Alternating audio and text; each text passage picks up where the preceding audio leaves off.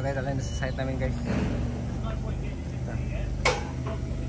Dinisay na yung ano, may kasamang eskwala yung granite. Hindi mo na kailangang tabasin o pabrikitin dahil mismo pagtapas pa lang ng bato, ginawa na. Daming ano. Dito kami sa ano, granite. New Zealand. The bench stop guys.